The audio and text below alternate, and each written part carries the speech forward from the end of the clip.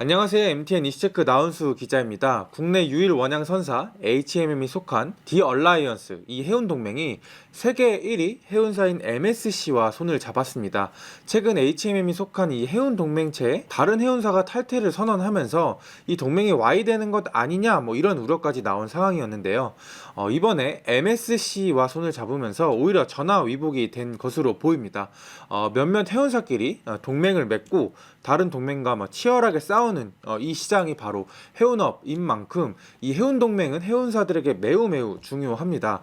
그래서 HMM이 이번 MSC와 손을 잡은 걸 두고 기자 간담회까지 열고 열심히 PR을 할 정도인데, 그렇다면 이 해운동맹이 도대체 뭐고 어떤 식으로 진행이 되고 왜 이렇게 해운사들에게 중요한지 이번 이슈체크에서 자세히 설명해 드리도록 하겠습니다. 그리고 또 이번 해운동맹 재편 과정에서 HMM의 커진 이 존재감도 느낄 수 있는데, 이 존재감은 도대체 어디서 나오고 있는지도 한번 살펴보도록 하겠습니다.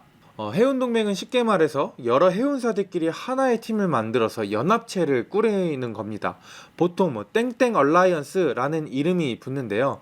얼라이언스, 이 말 그대로 동맹이라는 뜻이죠. 좀 뒤에 얼라이언스가 어떤 식으로 작동하는지 자세히 설명을 드리겠지만, 우선 간단하게 상황을 정리하면 HMM이 속한 이 얼라이언스, 이 이름은 디 얼라이언스입니다. 근데 이번에 다시 연합체를 꾸리면서 프리미어 얼라이언스로 이름을 바꿨고, 이 프리미어 얼라이언스는 이 3대 얼라이언스 중 하나로 꼽힙니다.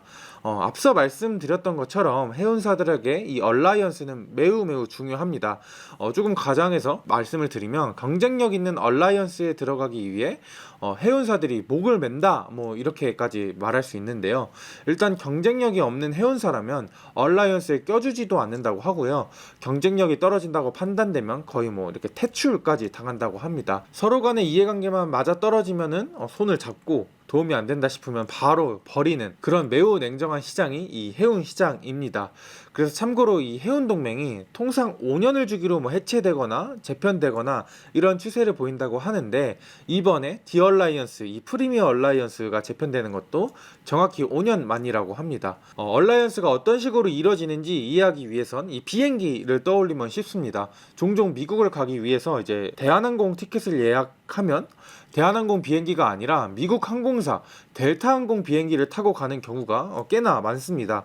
이 대한항공과 이 델타항공이 서로 얼라이언스를 맺고 서로 노선과 좌석을 공유하는 건데, 이 물건을 싣고 이제 해외에다가 물건을 보내는 이 해운사도 마찬가지다라고 이해하시면 됩니다. 동맹을 맺으면 왜 좋은 건지 그림으로 좀 더 자세히 살펴볼게요. 미국으로 가방 100개를 싣고 갈 수 있는 이 배 한 척이 있다고 가정을 해보겠습니다. 배 주인은 HMM이라고 하고요. 근데 HMM이 하주들로부터 이 80개밖에 주문을 못 받아서 80개만 싣고 미국에 가야 되는 상황이라고 합니다. 20개를 실어서 배에 싣고 물건을 꽉 채워서 가면 좋을 텐데 지금 그렇지 못한 상황인 거죠.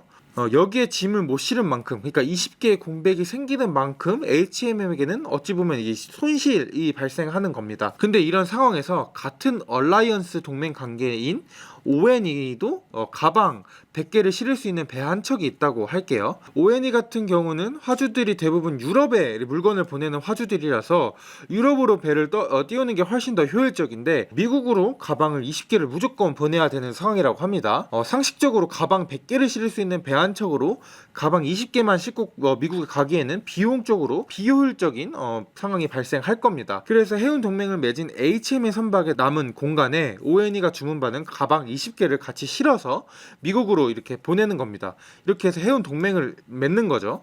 그렇게 되면 HMM 입장에서도 배 한 척을 가방을 꽉꽉 채워서 미국으로 갈 수 있고요. 이렇게 되면 ONE 같은 경우에는 아까 가방 80개를 유럽에 보내야 된다고 했는데 이 배 한 척을 유럽에 보낼 수도 있습니다. 그리고 20개의 공백이 남는데, 만약에 유럽에 HMM 같은 경우에도 20개의 가방을 보내야 되는 경우가 생긴다라고 할 경우에는 이 가방 20개를 ONE 선박에 실어서 보낼 수 있게 되는 겁니다. 그러니까 서로 윈윈인 상황이 펼쳐지는 것이죠. 그러니까 요약을 하면은 HMM 같은 경우에는 미국에도 보내고 유럽에도 배를 보내야 되는 이 두 척의 배가 필요한 건데, 사실상 한 척으로 두 척의 효과를 내는 게 이 바로 얼라이언스의 효과라고 볼 수 있습니다. 이 설명은 직관적으로 가장 쉽게 설명을 해드린 거고요. 현실에서는 여러 항만을 거쳐 가기도 하고 그 과정에서 짐을 싣고 내리는 복잡하게 진행이 된다고 합니다. 하지만 결과적으로 어쨌든 이렇게 해운사들은 운항 효율화를 꾀하는 윈윈인 관계를 맺기 위해서 해운 동맹을 맺는다라고 합니다. 그리고 해운사들은 이 각 노선에 대해서 강점을 보이는 노선이 있다고 하는데요. 아까도 잠깐 설명을 드렸지만, 예를 들어 HMM 같은 경우에는 미국 서부로 가는 미주 노선에 대한 강점이 있는데, 그래서 이 미주 노선에 집중을 하고 다른 노선에 물건을 보내야 할 때는 동맹선사들의 배를 이용한다, 이렇게 보실 수 있는 겁니다. 그런데 해운 동맹에도 일종의 단계가 있습니다. 지금 아래 그림에서 보시는 것처럼 선복 매입, 선복 교환, 선복 공유, 이렇게 세 단계인데요. 매입 같은 경우는 컨테이너 적재 공간을 다른 비동맹사보다 싸게 구매할 수 있는 가장 낮은 수준의 동맹 관계를 말하고요. 그러니까 쉽게 예를 들면은 한 칸에 원래 100원인데 80원에 이렇게 구매를 할 수 있는 거죠. 선박 교환은 회원사끼리 같은 규모의 적재 공간을 교환하는 건데, 쉽게 말해서 HMM이 자기 선박의 3칸의 공간을 ONE한테 빌려주면 ONE가 보유한 선박의 공간을 3칸을 이제 빌려 쓰는 건데, 이거는 이제 중간 단계 수준의 동맹 관계라고 합니다. 마지막으로 선박 공유는 회원사들끼리 그냥 주문 받은 물건들을 다 같이 그냥 한 척에 쉽게 말해서 때려 넣고 공동 운영을 하는 방식인데, 해운 동맹 단계에서는 가장 결속력이 강한 단계다라고 이해하시면 됩니다. 그래서 뒤에서 좀 더 자세히 설명을 드리겠지만, 이번에 협력을 하기로 한 MSC 같은 경우에는 선박 교환을 하기로 했다고 하고요. 그리고 기존 해운 동맹인 ONE, 양밍이라는 해운 사업은 기본적으로 선박 공유를 하는 식으로 진행을 하기로 했다고 합니다. 그렇다면 이번에 해운 동맹이 어떤 식으로 진행이 되는 건지 한번 살펴볼 텐데요. 결과적으로 이번 재편 과정에서 해운 동맹 내 HMM의 영향력은 더 커졌다 정도로 요약할 수 있습니다. 그 이유는 조금 뒤에서 설명을 해드리도록 하고, 이번 해운 재편이 어떻게 변화가 됐는지부터 한번 살펴보겠습니다. 앞에서 말씀을 드렸지만 해운 동맹은 보통 5년마다 재편하는 경향을 보인다라고 이야기를 드렸었는데요. 원래는 그 주기가 과거에는 한 10년 주기로 이어지다가 2008년 글로벌 경기 위기 이후 해운업이 완전히 이제 꼬꾸라지면서 재편 주기가 이제 5년 단위로 이렇게 줄어들었다고 합니다. 빠르게 시황에 대응하기 위함이라고 하고요. 이번에 맺은 해운 동맹은 2025년 1월부터 시작이 되는 거고요. 현재까지는 얼라이언스가 크게 세계 1, 2위 해운사인 MSC와 머스크가 있는 2M, 프랑스 CMA와 중국 코스코, 에버그린이 있는 이 오션 얼라이언스, 독일 선사 하팡로이드와 일본의 ONE, 그 다음에 대만 양밍, 그리고 우리나라 HMM이 있는 디얼라이언스, 이렇게 3개의 해운 동맹이 있습니다. 그런데 내년 2025년 1월부터 이 얼라이언스 재편이 본격화가 되는데, 일단 첫 번째로 2M 조직이 완전히 해체가 되고요. 두 번째로는 디얼라이언스에는 하팡라이드가 빠지고 HMM, ONE, 양밍 이렇게 남게 됩니다. 오션 얼라이언스는 재편을 하기보다는 결속을 하는 방향으로 가기로 이제 합의를 하면서, 일단은 현재 2032년까지 함께 하자고 약속을 했다고 합니다. 근데 이건 역시 상황에 따라 달라질 수 있다고 하고요. 그리고 여기서 쪼개지는 하팡로이드랑 아까 보셨던 이 머스크는 둘이 해운 동맹을 맺습니다. 그리고 이 MSC는 디얼라이언스와 이름이 바뀐 프리미어 얼라이언스와 협력 체제를 유지하기로 했고요. 쭉 상황을 보면 어제의 동지가 내일의 적이 되는 이런 구도가 펼쳐지는 거고, 달면 삼키고 쓰면 뱉는 이런 상황이 해운업계에선 매우 비일비재합니다. 여기서 좀 더 정확하게 짚고 넘어가면, MSC와 이 프리미어 얼라이언스가 협력 체제를 유지한다라고 말씀을 드렸는데, 왜냐하면 이 MSC가 동맹 체제에 가입을 하는 거는 아니기 때문입니다. 아까 설명을 하면서도 해운 동맹에도 단계가 있다 이렇게 말씀을 드리면서 공동 선박을 운영하는 선박 공유가 가장 강한 수준이다, 이 정도 이렇게 설명을 드렸는데, 이번 재편 과정에서 프리미어 얼라이언스 내에서는 선박 공유를 하는 반면에 MSC와 프리미어 얼라이언스는 선박 공유가 아닌 중간 수준인 선박 교환을 하는 데 협의를 했다고 합니다. 그리고 전 세계 노선 항로가 아니라 유럽 노선에 한해서만 선박 교환이 이뤄지기로 협의를 한 거라고 하고요. 유럽 노선에서도 여러 항로가 있을 텐데, 예를 들어 A 항로는 프리미어 얼라이언스가 가고 여기에 MSC 짐이 실리는 거고, 뭐 B 항로로 갈 때는 MSC 선박으로 가되 뭐 프리미어 얼라이언스 짐들이 실린다는 거죠. 이렇게 프리미어 얼라이언스가 MSC를 끌어들인 건 아까 말씀드린 하팡로이드가 빠진 영향입니다. 하팡로이드는 그동안 디 얼라이언스에서 유럽 노선을 주력으로 맡는 역할을 했다고 하는데요. HMM은 기자간담회에서 이 하팡로이드의 비중이 뭐 20% 정도라고 이야기를 하는데, 최근 한 신평사에서 낸 레포트에서는 그 비중이 40% 정도에 달한다라는 분석도 있습니다. 어쨌든 꽤 큰 비중인데 하팡로이드가 빠지면서 쉽게 말해서 유럽 노선에 빵꾸가 날 수 있었던 상황이었습니다. 이대로 가다가는 뭐 얼라이언스를 맺을 이유는 없으니까 완전히 와해될 가능성도 이제 배제할 수 없었다고 하고요. 말 그대로 이제 비상사태가 펼쳐졌던 상황이었습니다. 그래서 기자간담회가 끝난 다음에 백브리핑을 좀 제가 들어보니까 꽤 촉박하게 상황이 돌아갔다고 합니다. 하팡로이드가 빠진 세 개 해운사가, 그러니까 HMM, 양밍, ONE 이 세 개 해운사가 일단은 우리 이 얼라이언스는 깨지 않는 걸로 합의를 하자, 뭐 이런 약속을 일단 했다고 하고요. 그 다음에 다른 해운사들하고 계속 물밑 협상을 펼치기 위해서 이제 뭐 엄청나게 바쁘게 돌아다녔다고 합니다. 하팡로이드가 탈퇴 선언을 한 게 올해 초인데 지난 5월부터 계속 대체자를 찾기 위해서 분주하게 움직였다고 하고요. 그리고 MSC와 협력을 맺기로 하면서 결과적으로 이렇게 성과를 냈습니다. 이번 간담회에서 HMM 김경배 사장은 유럽 쪽 노선에서 하팡로이드 탈퇴로 인해 결핍됐던 부분에 대해서 MSC와 이제 선복 교환 협력을 통해서 충분히 극복이 됐다. 오히려 글로벌 얼라이언스 중에 가장 좋은 서비스를 제공할 수 있게 됐지 않았나 싶다. 이런 자평을 내놓기도 했습니다. 근데 저는 또 문득 왜 MSC는 그렇다면 얼라이언스에 가입을 하지 않았나 라는 생각이 들었는데, HMM 관계자한테 좀 물어봤습니다. 그런데 이 관계자가 좀 애매모호하게 뭐 이런저런 이슈로 MSC가 뭐 얼라이언스에 합류하지 못했다, 그래도 이 선복교환 협력도 거의 동맹에 주다는 수준이기 때문에 거의 뭐 동맹이라고 보면 된다, 뭐 이렇게 애매모호하게 좀 이야기를 해줬는데요.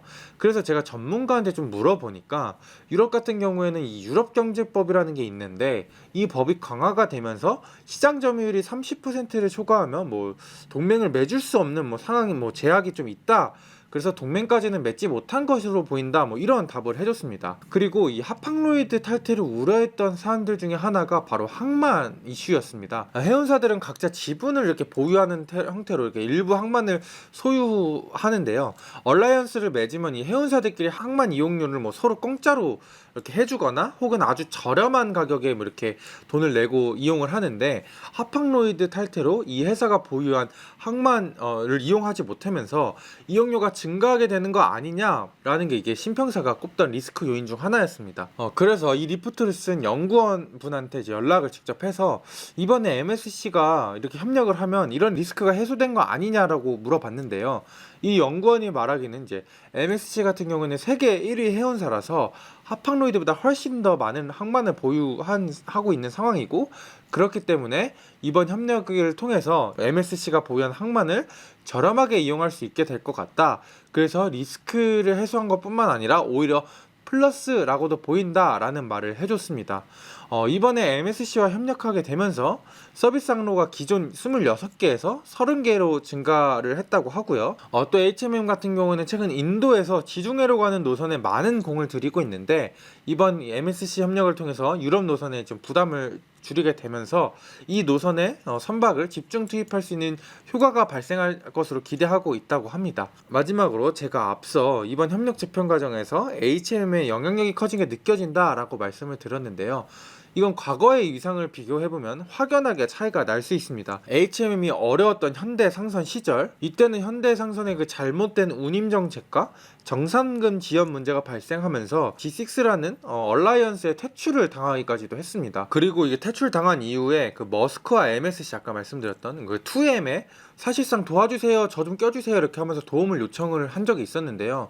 근데 그때도 막 이렇게 얼라이언스에 껴주지도 않았고 그냥 단순히 막 이렇게 제휴 관계를 겨우 맺으면서 막 꾸역꾸역 위기를 버텨왔었다고 합니다. 그리고 회사가 완전히 꼬꾸라지고 사는해 이제 HMM 현대상선이 넘어가면서 그 초대형 선박 위주로 체질 개선에 돌입을 했고, 또 코로나 기간에 엄청난 호황까지 겹치면서 다시 이렇게 HMM이 부활하게 된 상황입니다. HMM 같은 경우에는 컨테이너 1만 개 이상, 그러니까 초대형 선박 비율이 전 세계 해운사 중에서 가장 높은 선사로 지금 팔바꿈된 상황이고요. 사실 HMM이 초대형 선박을 집중적으로 늘리겠다 이렇게 선언을 할 때까지만 해도 이게 되겠냐라는 우려의 시선들이 많았는데, 결과적으로 원가 절감 효과를 발생시키면서 HM의 경쟁력이 매우 커지게 됐습니다.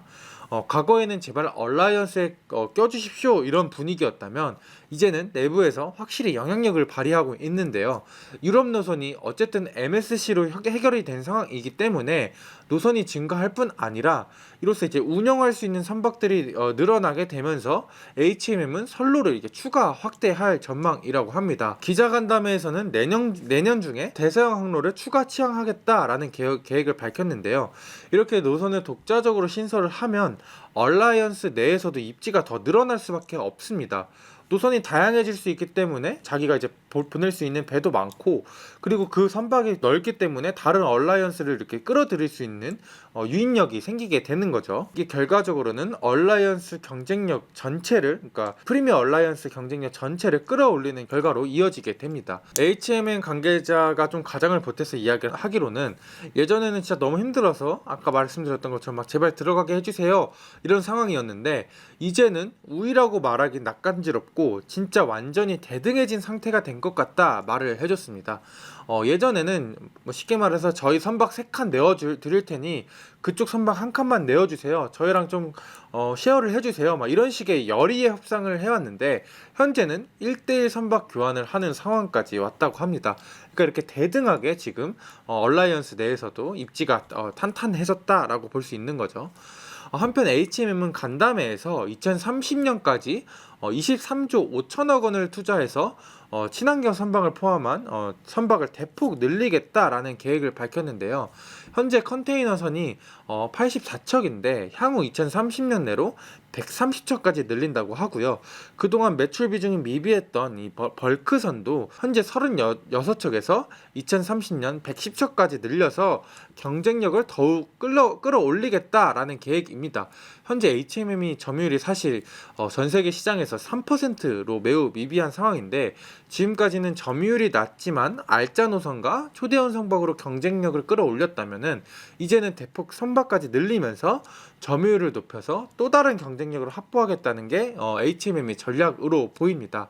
네, 오늘은 HMM의 그 해운동맹 이슈를 자세히 한번 살펴봤는데요. HMM이 기자간담회를 할 정도로 이 해운동맹에 대한 중요성을 언급하는 거 보면 정말 이 해운업 시장에서는 이 동맹 관계가 굉장히 중요해 보입니다. 내년 1월부터 재편된 대로 이제 다시 해운동맹이 끌어진 상태로 이렇게 운영이 되는데, HMM이 속한 이 프리미어 얼라이언스가 MSC와 이 협력이 되면서 협력을 하면서 얼마나 더 입지를 다져갈 수 있을지 한번 지켜봐 보면 좋을 듯 합니다.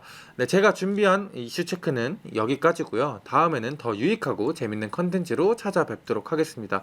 지금까지 신청해주신 구독자 여러분들 감사합니다.